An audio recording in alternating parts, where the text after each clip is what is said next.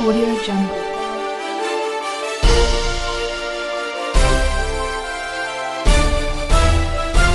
Audio Jungle.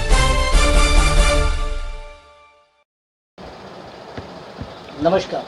Haryana Punjabi संस्कृति संघ द्वारा पिछले काफ़ी समय से समाज हित में कार्य किए जा रहे हैं, जो जनहित में बढ़ चढ़कर किसी न किसी माध्यम से लोगों की मदद कर रहे हैं। पीछे कोविड काल में भी इन्होंने काफ़ी मदद की और अब कोविड सैनिक सम्मान ये उन लोगों को दे रहे हैं जिन्होंने समाज हित में कार्य किए हैं। उसी के चलते आज आंगनवाड़ी वर्कर को इन्होंने सम्मानित किया है। हमारे साथ हरियाणा पंजाबी संस्कृति संघ के अध्यक्ष हरीश आजाद जी मौजूद हैं। वो हमें बताएंगे कि इनका ये अभियान और कितने दिन चलेगा और किन किन लोगों को सम्मानित किया जाएगा। नमस्कार। सबसे पहले आप पत्रकार बंधुओं का बहुत बहुत धन्यवाद, जो आप लोगों की कवरेज से ही हमारी ये संस्था चलती है। हरियाणा पंजाबी संस्कृति संघ, जब हमने इसकी स्थापना करी थी तो हमारा एक उद्देश्य था कि पंजाबी समाज जो बंटवारे में सरहद पार से आया और अपने हिंदुत्व की रक्षा के लिए और देश के हिंदुत्व को बचाने के लिए हम लोगों ने, हमारे बुजुर्गों ने अपनी बहन बेटियों की, अपनी सारी जिंदगी की कमाई का सबका बलिदान दिया। और आज तक जितने भी विश्व युद्ध हुए हैं, उन सब विश्व युद्धों से मिलाकर भी इतने लोग शहीद नहीं हुए जितने हमारे बुजुर्गों ने, 12.5 लाख बुजुर्गों ने हमारी शहादत दी बंटवारे को, सिर्फ हिंदुत्व की रक्षा के लिए और देश प्रेम के लिए। अगर हमारे बुजुर्ग, एक छोटी सी बात तो उनके लिए थी कि अगर आप यहाँ पर रहना चाहते हैं तो मुस्लिम धर्म अपनाइए और अपने सारी प्रॉपर्टी के साथ रहिए, लेकिन हमारे बुजुर्गों ने अपने हिंदुत्व की रक्षा के लिए वो बंटवारा में अपना हिंदुस्तान का हिस्सा जो हमारे हिस्से में आया था उसको आना मंजूर किया। तो एक छोटी जरूर बात मैं आप में इसमें बताना चाहूँ, बहुत कम लोग जानते हैं। जलालुद्दीन जिन्ना का एक साथी था। जलालुद्दीन ने वर्ल्ड कहे थे जब हमारे तत्कालीन गृह मंत्री सरदार वल्लभ भाई पटेल जी ने कहा था कि देश का बंटवारा हो चुका है, हिंदुस्तान के हिस्से में यह हिस्सा आया और बाकी हिस्सा पाकिस्तान को दे दिया गया है। जो अपने हिंदुस्तान से प्यार करते हो इस हिस्से में आ जाए, जो वहाँ रहना चाहते हैं वहाँ चले जाएं। तो हमारे बुजुर्गों ने जब ये निर्णय लिया कि हम अपने हिस्से के हिंदुस्तान में जाएंगे, तो जलालुद्दीन को सहन नहीं हुआ था। जलालुद्दीन ने उस समय ये घोषणा करी थी कि जो यहाँ से जाना चाह रहे हैं उनको लूटो, उन पे कत्लेआम करो। हमारे बुजुर्गों ने उसको भी सहा। हमारे बुजुर्ग बता करते थे कि उनके सामने जो कुएं थे, इन्होंने क्या किया, सिर्फ हमारी प्रॉपर्टी के साथ साथ हमारी बहन बेटियों पे हाथ डालना शुरू किया। तो हमारे बुजुर्गों ने अपने हाथों से अपनी बेटियों को काटा। कहते हैं आप देखो, अपने हाथ से अपनी औलाद को काटना, अपने हाथों से अपनी बहू बेटियों को काटा, लेकिन उन्होंने कहा हम अपनी इज्जत को दाग नहीं लगने देंगे। तो इतना बलिदान देकर जब हम अपने 12 लाख बुजुर्ग शहादत देकर अपने हिस्से में आए, तो आज भी हमें कुछ सिरफिरे लोग, कुछ राजनीतिक रोटियां सेकने वाले लोग रिफ्यूजी और पाकिस्तानी कहते हैं। अब लोग कहते हैं कहाँ कहते हैं, अभी देखिए हमारे मुखिया को, सीएम खट्टर जब से मुख्यमंत्री बने हैं, सबसे पहले अवतार बढ़ाना ने कहा उन्हें, उसके बाद दीपेंद्र हुड्डा ने खट्टर पट्टर का, उसके बाद हवा सिंह सागवान ने तो कम से कम 10 स्टेटमेंट दिए, 10 स्टेटमेंट जिसके खिलाफ हमने सुभाष यादव जी उस समय तत्कालीन कमिश्नर थे, जिनको हमने FIR लिखवाई हवा सिंह सागवान के खिलाफ। उसके बाद अभी फरीदाबाद में चढ़ूनी ने, गुरनाम सिंह चढ़ूनी ने पाकिस्तानी बोला। तो सरेआम पाकिस्तानी आज भी रिफ्यूजी और पाकिस्तानी कहना जाता है। हमारी एक भारत सरकार से अपील है कि वो डिक्लेयर करें कि हम पाकिस्तानी हैं, हिंदुस्तानी हैं, क्या है। अगर वो मानते हैं कि हम हिंदुस्तानी हैं, मानते क्यों नहीं, मानना पड़ेगा। जब हमारे देश के बड़ा तो हमने तब भी यही बात कही थी हमारे बुजुर्गों ने। वो आजकल गाना बने, लेकिन ये हमारे बुजुर्गों के शब्द थे। वो कहते थे मजहब नहीं सिखाता आपस में बैर करना, हिंदी है वतन है हिंदुस्तान हमारा, हम अपने हिंदुस्तान में आए। लेकिन आज भी जो लोग हमें रिफ्यूजी पाकिस्तानी कहते हैं, हमारी सिर्फ एक ही मांग है कि इसको आपराधिक दायरे में लाया जाए। कोई भी व्यक्ति यदि हमें हिंदुस्तानियों को, हमें पंजाबी समाज को, हमारे बंटवारे से आए या फिर किसी भी समाज के लोग आए हैं, इनको रिफ्यूजी या पाकिस्तानी कहता है, उस पर आपराधिक केस चला जाए। इसी के लिए हमने इसकी स्थापना करी। जब हमने ये स्थापना करी, फिर इसका हमारा दो ये उद्देश्य थे हमारा कि हम अपनी माँ बोली को बढ़ावा देंगे और अपना कल्चर जो हमारे त्यौहार है उनको मनाएंगे। फिर हमारी एक सभा हुई, तो हमारे महासचिव जी तेजेंद्र खरबंदा जी ने बड़ी अच्छी बात कही। कहते यदि हमारा नारा ही था कि मजहब नहीं सिखाता आपस में बैर करना, क्यों ना इस अपनी संस्कृति को हिंदुस्तान की संस्कृति से जोड़कर सभी समाज को एक साथ लेके चलें और ऐसा कार्य करें जिससे सभी समाज साथ आए। तो हमने फिर जब कोविड काल आया तो एक निर्णय लिया कि हम कोविड सैनिक सम्मान से सभी नागरिकों को जिन्होंने समाज सेवा की उनको सम्मानित करेंगे। इस कड़ी में 5 ऐसे सेवक आए जिन्होंने सेवा करी।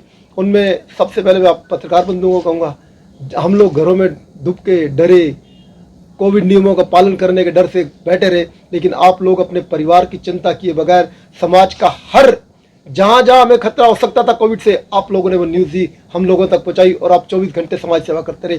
तो मेरे ख्याल से एक आप उसमें आते हैं हमारी कड़ी में, एक हमारे डॉक्टर नर्सिस आते हैं, इसमें पुलिसकर्मी आते हैं, इसमें अपने आंगनवाड़ी वर्कर्स आते हैं। तो हमने इसको 5 श्रेणी में, नगर निगम कर्मचारी, हमने इनको 5 पुलिसकर्मी, हमने इनको 5 श्रेणी में बांटा। तो हमारे जब हम छोटे थे या आज भी लोग पढ़ते हैं कि भगवान क्या रूप होते हैं, तो हमने आप लोगों को भगवान के रूप में देखा, पत्रकार बंधुओं को, इन 5 श्रेणी के लोगों को। तो हमने इसकी कड़ी में पिछले 2 साल से हम इसको 1 साल से हम इसको शुरुआत कर रही हुई है। हमने शहर के करीब बहुत सारे डॉक्टर नर्सिस को कोविड सैनिक सम्मान से सम्मानित कर दिया है।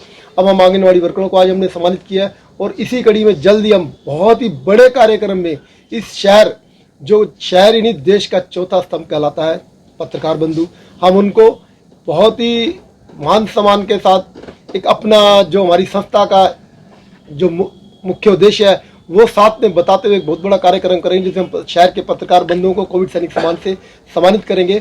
और इसी के साथ बस मैं आप लोगों को, पत्रकार बंधुओं को एक बार फिर बहुत तहे दिल से धन्यवाद करता हूं, क्योंकि आप लोगों को सम्मान करना हमारा सम्मान है। भगवानों के दर्शन तो कोई कम करता है, तो आपके दर्शन ही दीवाने हो जाएंगे। धन्यवाद। हमारे साथ हैं संस्था के महासचिव तेजविंदर खरबंदा जी, वो भी बराबर समाज हित में काम करते हैं और संस्था के साथ कंधे से कंधा मिलकर समाज हित में कार्य कर रहे हैं। आज इस मौके पर उन्होंने आंगनवाड़ी वर्कर को सम्मानित किया है, कितनी खुशी महसूस हो रही है और अगला कदम आपका क्या होगा? आज मेरे ऑफिस में आंगनबाड़ी की जितनी भी वर्कर्स हैं उन सबको सम्मानित कोरोना सैनिक सम्मान से नवाजा गया है। और ये हरियाणा पंजाबी संस्कृति संघ जो है पिछले कई समय से जितने भी कोरोना हमारे योद्धा थे उन सबको सम्मानित करने का काम कर रहा है। और आज अपने आप को बहुत ही गौरवान्वित महसूस कर रहे हैं आज हम, कि हमें ऐसा मौका मिला कि हम ऐसे लोगों को सम्मानित कर रहे हैं जो हमारे लिए लड़े, और जब हम लोग अपने घर में थे तो उस समय वो बाहर थे। तो आज उस माहौल में, जिस माहौल से हम बाहर निकल के आज आए हैं, अपने आप को एकदम सेफ महसूस कर रहे हैं। तो आज हमने ये एक प्रोग्राम शुरू किया है अपने हरियाणा पंजाबी संस्कृति संघ की ओर से कि हर कोरोना योद्धा, चाहे वो कोई भी हो, हमारे पत्रकार बंधु हो गए, डॉक्टर्स, नर्सेज, आंगनवाड़ी की, पुलिसकर्मी, नगर निगम के कर्मचारी, इन सबको हम सम्मानित करेंगे। और इनका हक है ये, इनको इनका हक मिलना चाहिए। हम वो ये सोचते हुए इस कड़ी को आगे बढ़ाएंगे। ये प्रेरणा कहाँ से मिली आपको कि हम जो सेवा कर रहे हैं कोविड में, ये जब हम सम्मानित करना चाहिए? जब हम लोगों ने देखा कि हम लोग अपने घर में थे और जिस समय कोरोना के बहुत सख्त नियम लागू थे और सबकी जान जोखिम में थी, पूरा विश्व इस महामारी से जूझ रहा था, और उस समय जिस समय ये कोरोना योद्धा बाहर निकलकर हम लोगों की सेवा कर रहे थे, पूरी पब्लिक की, पूरे देश की सेवा कर रहे थे, जब हम लोग उस त्रासदी से बाहर आए तो हमें ये महसूस हुआ कि जिस समय वो लोग सेवा कर रहे थे, आज उनका सम्मान करने का हमारा हक बनता है, जिनकी वजह से आज हम जीवित हैं और आज हम सब कर पा रहे हैं सब। तो यही से हमें प्रेरणा मिली और इस बात के हकदार हैं। कार्यक्रम में मुख्य अतिथि के रूप में मौजूद हैं हमारे साथ स्वामी शिवराम जी, वह राष्ट्रीय अध्यक्ष हैं भारतीय साधु समाज जूना अखाड़ा से। वो भी इन बच्चों को अपना आशीर्वाद देने यहाँ पहुंचे हुए थे, क्या कहेंगे? मेरे लिए बहुत ही सौभाग्य की बात है कि मुझे इन्होंने आमंत्रित किया और मेरे हाथों उन बच्चों को पुरस्कार दिलवाए। मैं ये चाहता हूँ कि आने वाले भविष्य में इस तरह के प्रोत्साहित बड़े कार्यक्रम जो है होते रहने चाहिए, जिससे लोगों को एक अलग प्रकार की ऊर्जा मिले, प्रोत्साहन मिले, ताकि वो एक दूसरे के प्रति आगे बढ़े। हमें परमपिता परमात्मा ने सेवक के रूप में धरती पे भेजा था एक दूसरे की सेवा करने के लिए, किंतु अपने निजी कारणों के वर्ष हम अपनी संस्कृति से, अपना जो मूल उद्देश्य है, जो मनुष्य जीवन हमें मानव शरीर मिला है, उसको भूलते जा रहे हैं। और इस चरण में जो पैंडेमिक आई है, जो इतनी बड़ी बीमारी का हम सब ने सामना किया है, उसमें इन कार्यकर्ताओं ने हमें ये एहसास दिलाया है कि हमें एक दूसरे के साथ बिना स्वार्थ, बिना अपनी इच्छाओं को प्रकट करते हुए दूसरे की सेवा करनी चाहिए। उसके अंदर चाहे पशु हो, पक्षी हो, वृक्ष हो, ये हम इन सब की सेवा करने के लिए ही पैदा हुए हैं। अभी थोड़ी देर पहले हरीश जी ने और खरबंदा साहब ने अभी सब्रवाल जी, हरजीत सिंह सब्रवाल को भी सम्मानित किया, जिन्होंने कोरोना काल के अंदर गौओं को खुद अपने हाथों से खाना खिलाया, उनकी रक्षा करी और अपने घरों में बुला के उनकी सेवा करी। और आज भी वो जो खाना मानव को नहीं मिलता, वो खाना गौओं को परोस रहे हैं। तो ये एक उदाहरण दिया है मानवता का। हम यहाँ पे एक उदाहरण बनने आए हैं, उदाहरण देने आए हैं और आगे देते रहना चाहिए, क्योंकि जीवन में, जिंदगी में ये परमपिता परमात्मा ने जो हमें जीवन दिया है, ये हम अपने आप को जब तक समर्पण में नहीं लेके आएंगे तब तक हम किसी से प्रेम भाव की उपेक्षा नहीं कर सकते। मैं आगे यही कहूँगा कि आने वाले समय में सभा और सारे लोग समाज के इसको लेके आगे बढ़ें, बल्कि भारत के अंदर ऐसे आगे बढ़े, हम एक हरियाणा तक ही सीमित ना रहें।